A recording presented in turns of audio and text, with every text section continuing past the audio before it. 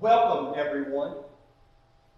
Caught you by surprise, didn't I? I love catching mortals off guard. I've been walking among you all night long, and you haven't even recognized me. Shame on you. What'd you expect you were going to see? A little red devil with a pitchfork running around? Please. If you looked at me and I was cartoonish or looked like a sinister old man, you wouldn't trust me now, would you? And I think we all can agree that trust is everything. You should trust me. Because, well, really, I'm the good guy. Believe me, I am. Your Jesus, he says, in this world, there will be tribulation. And who wants that anyway? I promise you, everything your evil little hearts desire. A life with no problems and full of pleasure, that is, for a time. Because after all, into each life, a little rain must fall. If it didn't, you wouldn't trust me when you come to live with me. Yes, it's true. I'm a spirit being. But from time to time, I take on human form. And when I do, I look just like you. That way, much like here today, I can mingle in and out of the crowds, going about my business with, shall we say, subtle deception. It is so much fun. The enemy's word says that I masquerade as an angel of light, and I do. I can transform myself into anyone I want to be. I just love it. I can look like the guy or the girl next door, the boy in your class or your teacher, the woman at the bank, the clerk at the store. I can even look like the man that sits across from you at church. Yes, I go to church, and that shouldn't surprise you. Do you think just because someone goes to church, it makes them a Christian? Don't make me laugh. What is it the enemy says? Small is the gate, and narrow is the way that leads to life, and few will find it. Your churches may be full on Sundays, but heaven is only for the few, the stupid few. So, I walk around like a hungry lion, stalking his prey. And when I have you in my clutches, you will hear me roar. I win! I win! Now, some of you, you go about my business with the greatest of zeal. But others of you, you work for me and you don't even acknowledge it. And I think you all would admit that you hold some special influence over someone in your life. After all, you are your brother's keeper. And I love it.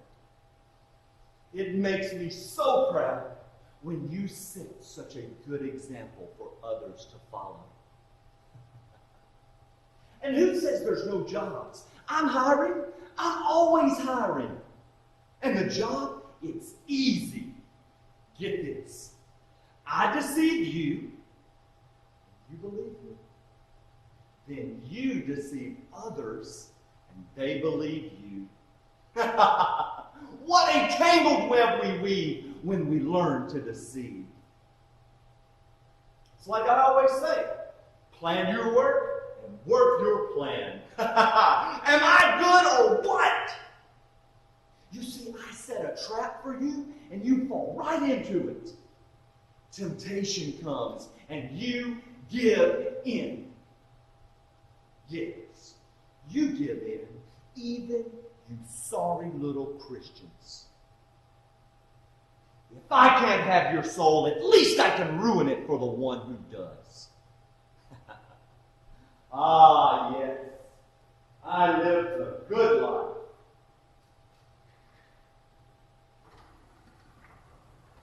Tell the staff I'm ready for them, and do not forget the book.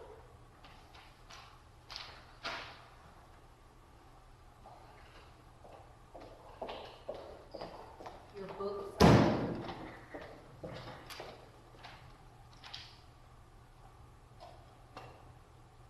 Ah, yes. I see the new names have been registered. Mark Jacobs and Grace Martin. Tell me what you know about them. Brief me. Mark Jacobs is your now and forever, sir. It was easy recruiting Mark. He got caught up in your games. The occult, as they call it. Couldn't go a day without consulting his guide, and now he wishes he hadn't. But there's one thing. He has asthma. The smell of sulfur triggers his attacks. He's been gasping for breath ever since he got down here. Oh, the sweet smell of sulfur does that to you, doesn't it? Oh, well, that's the cross he must bear. Now, somebody tell me about Grace Martin. Well, sir, she's stubborn, so we could have lost her. But her secret life tripped her up in the end. And now she's yours, sir. Forever, sir. Yes, I can read that. Go on. And her husband, Don, he's with the enemy now. And Constance Martin, she is too. Grace almost went to the enemy, but we convinced her that her secret life wouldn't be discovered by others. And when death came, it came by surprise. She never knew it hit her. Surprise, surprise! Oh, how I love surprises. Now, Scott McCollard. I don't see his name anywhere. Where is Scott McCollard? Sir, it's McCullough. Scott McCullough, sir. Whatever. Why is his name not in this book? Well, funny thing happened just before the shooting. What funny thing? What happened? Well, he got up to go to the restroom. Well, he's not dead. But he's not in the hands of the enemy yet, sir. I'm sorry. Sorry? You're sorry? You better be sorry! You sicken me! You listen to me. You listen to me well. This Scott McCollard, I want you to work him hard. He's close, so close to being mine forever!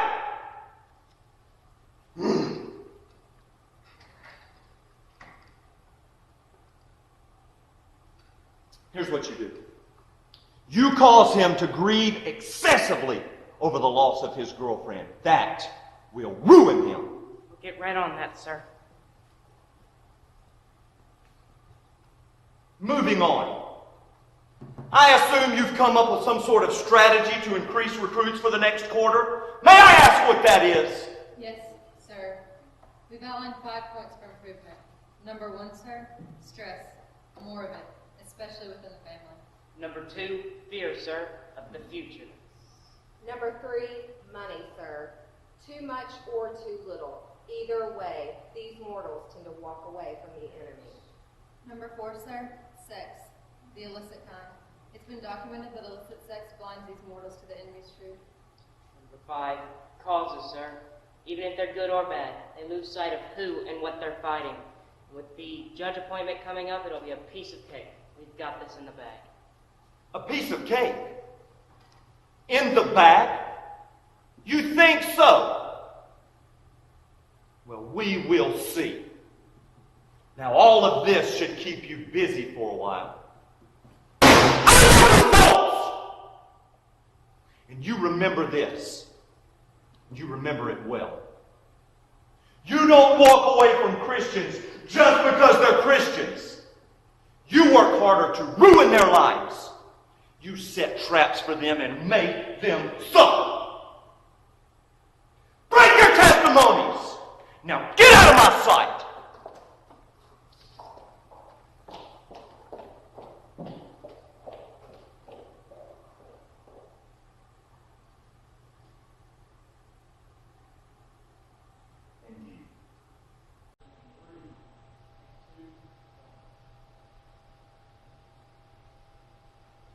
And you, each and every one of you makes me sick.